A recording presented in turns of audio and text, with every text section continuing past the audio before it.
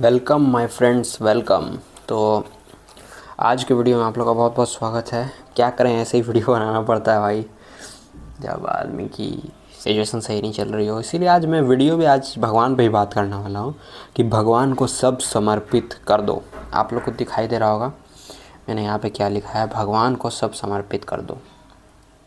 तो भगवान को सब समर्पित कर दो, इसका मतलब क्या होता है आप लोग पहले मुझे सुनो, ठीक है। बात ऐसी है ना भाई, देखो तुम्हारे ज़िंदगी में सबसे ज़्यादा इम्पोर्टेंट जो चीज़ मायने रखती है वो चीज़ रखती है तुम्हारी सोच, तुम्हारी इंटरनल सोच कि तुम किस तरीके की थॉट प्रोसेस लेके चल रहे हो, किस तरीके की तुम्हारी दिल है, किस तरीके की तुम्हारी मन है। तुम्हारा मन तुम्हें क्या बोलता है?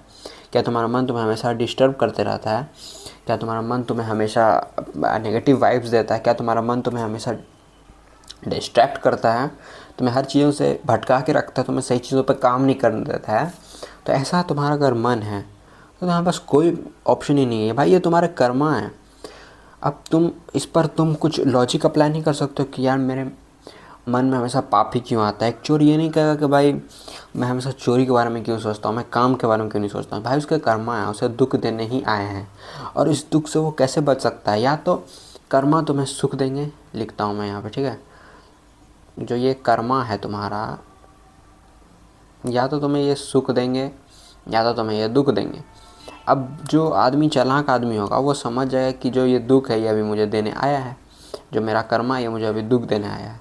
तो उसे ये चीज़ समझ में आने लगेगी कि अभी मेरा कर्मा मुझे दुख देने आया है, तो मुझे क्या करना चाहिए। तो यहाँ बस कोई ऑप्शन ही नहीं है ना, तुम्हें भगवान को सभी चीज़ों को भगवान को सभी चीज़ समर्पित करना पड़ेगा। इसलिए मैंने आगे लिखा है, तुम्हारे हाथ में क्या है बताओ, तुम्हारे हाथ में क्या है? तुम्हारे हाथ में क्या है?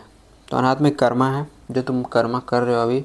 फॉर एग्ज़ाम्पल मैं अभी स्टडी कर रहा था तो मेरे हाथ में क्या है कि मैं इस चीज़ को पढ़ सकता हूँ, लेकिन क्या इसके मेरे हाथ में ये रिज़ल्ट है कि मैं इसको पढ़ के अपनी नौकरी हासिल कर ही लूँ, या तो मैं इसे पढ़ के कुछ ना कुछ ज़िंदगी में अपना कर ही लूँ।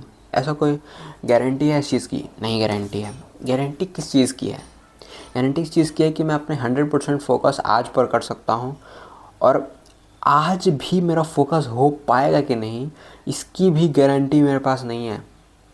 फॉर एग्ज़ाम्पल कि अभी मैं पढ़ना चाहता हूँ, ठीक है, और अचानक से कोई आदमी मेरे को फ़ोन कर दे और बोले कि चल ना भाई बाहर से घूम के आते हैं, या फिर मुझे डिस्टर्ब करना शुरू कर दे, तो वो भी मेरे कर्मा में हो सकता है। तो तुम्हारे हाथ में क्या है ये बताओ? तुम्हारे हाथ में कुछ भी नहीं है भाई। अगर कुछ होता तो तुम ऑलरेडी उस चीज़ को हासिल कर लिए होते। अगर मेरे हाथ में रहता कि मैं इसे पढ़ के नौकरी हासिल कर लूँगा तो मैं इसे पढ़ के नौकरी हासिल कर लिया होता ना, मतलब कि मैं इसे पढ़ के नौकरी हासिल कर लिया होता। लेकिन इस पढ़ाई में मेरी रुकावट आ रही है कि नहीं? मैं जैसे पढ़ने जा रहा हूँ मेरा फोकस नहीं हो पा रहा है। वैसे ही अगर मैं आज यूट्यूब वीडियो बना रहा हूँ, अगर मेरे हाथ में रहता कि मैं यूट्यूब वीडियो बना के तरक्की कर लूँगा तो मैं अभी तक दिन भर यूट्यूब वीडियो बना रहा था, लेकिन मेरे पास कोई सुविधा नहीं है जिसकी वजह से मैं नहीं बना पा रहा हूँ। तो तुम्हारे हाथ में कुछ नहीं है भाई, ये तो मैं तुम्हें भी बताना चाह रहा हूँ। तुम जितना जल्दी इस चीज़ को समझोगे कि मेरे हाथ में कुछ नहीं है, अगर कुछ होता तो मैंने ऑलरेडी हासिल कर लिया होता। हनुमान चालीसा में तुलसीदास जी लिख रहे हैं, वन उपवन मग गिरि ग्रह माही, तुम्हारे बल हम डरपत नाही। अगर कोई है बजरंग बाण पढ़ा होगा, सॉरी हनुमान चालीसा बोल दिया मैंने, अगर किसी ने बजरंग बाण पढ़ा होगा तो ये लाइन उसमें लिखा हुआ है। यहाँ पे तुलसीदास जी ये नहीं कह रहे हैं कि भाई मेरे बल से मैं कहीं पे भी नहीं डर रहा हूँ, मेरे बल से मैं हर जगह पर सफल हो पा रहा हूँ। नहीं, तुलसीदास जी कह रहे हैं वन उपवन मग गिरिग्रह माही, वन में, उपवन में, मग यानी कि संसार में, गिरी यानी कि पर्वत पर, ग्रह मतलब कि घर पर, माही तुम्हारे बल, हनुमान जी के बल से हम डरपत नाही।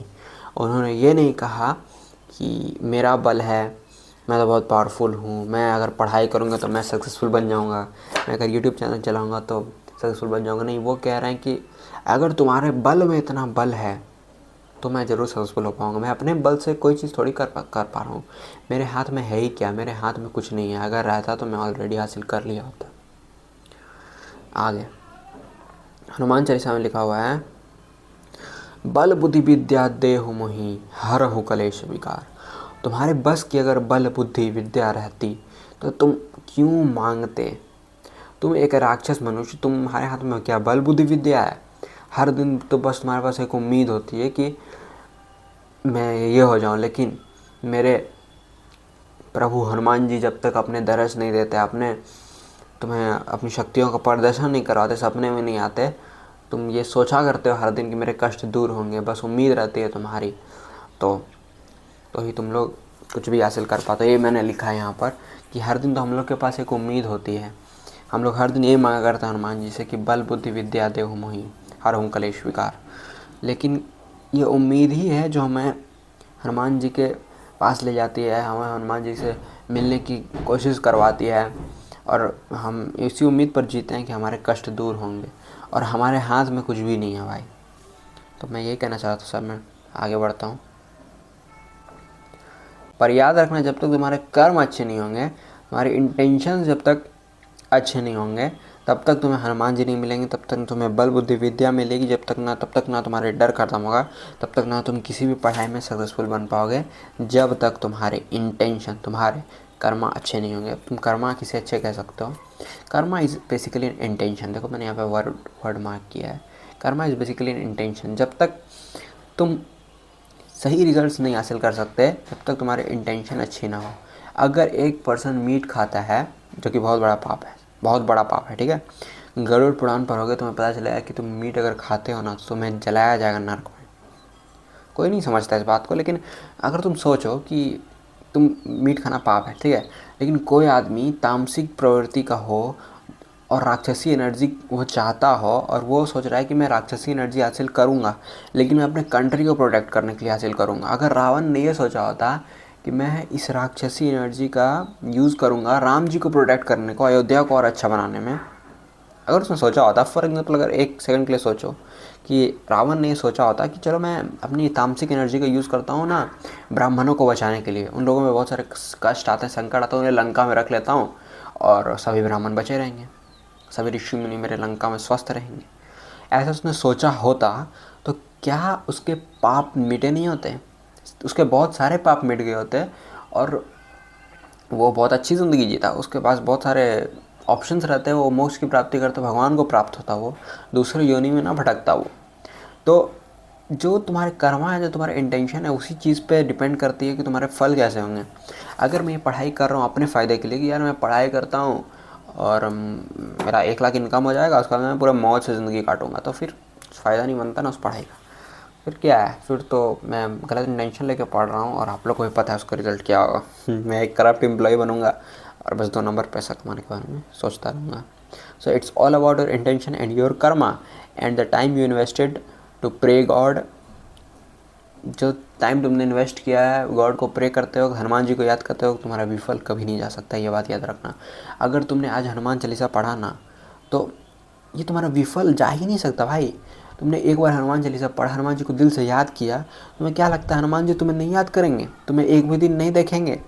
वो भगवान है, वो सबके ऊपर नज़र डालते हैं, एक दिन तुम्हारे ऊपर भी नज़र डालेंगे, किसी न किसी साल तुम्हारे ऊपर भी नज़र आएगी उनकी। तो प्रे करो गॉड को, ये बहुत अच्छा कर्मा है तुम्हारा, गुड इंटेंशन के साथ प्रे करो, कभी बैड इंटेंशन नहीं रखो, और वैल्यू प्रोवाइड करो सोसाइटी को, अगर तुम कुछ वैल्यू प्रोवाइड कर सकते हो तो। एक ही चीज़ कहना चाहता हूँ आखिरी में, अब प्रभु कृपा करऊँ यही भांति सब तजी भजन करूँ, दिन राति सीता राम चरण रति मोरे, अनुदिन बढ़ो अनुग्रह तोरे, जही विधिनाथ होय हित मोरे, करऊँ सुबह की दास में तोरे। हम क्या बताएं प्रभु, हम अधम हैं, हम निर्लज हैं, हम तो पापी मनुष्य हैं, हमें कुछ नहीं पता प्रभु, जो जानते हैं आप जानते हैं। हम जैसे दुखी मलिन को पार करो तो जाने प्रभु, हम भी शरणागत हैं, स्वीकार करो तो जाने, हम जैसे पतितों को पावन करें तो जाने प्रभु, स्वीकार करो तो जाने। कोई मुझे देख रहा है? आप लोग बिल्कुल डिमोटिवेट नहीं हो, प्रभु एक ना एक दिन स्वीकार तुम्हें ज़रूर करेंगे। बस ऐसे ही अपने आप को कभी बड़ा मत, एक भी % ईगो मत रखना, कोई जातिवाद मत फैलाओ, कोई भी किसी भी मनुष्य से ईर्ष्या मत करो। जो पापी मनुष्य हैं उनके ऊपर देखो भी मत, उन्हें बस दिल से बोलो कि यार ये पाप करें तो करें, मुझे नहीं पता भाई, भगवान आप इसे सजा देना, मैं नहीं जानता हूँ कुछ, मैं तो आपका भक्त हूँ, आपको ही जानता हूँ, बस आपकी भक्ति कर सकता हूँ, बस आपके शरण में जा सकता हूँ, बस आपके बल से ही मेरी ज़िंदगी चलती है, मेरा बल कुछ नहीं है। That's all for today, keep going.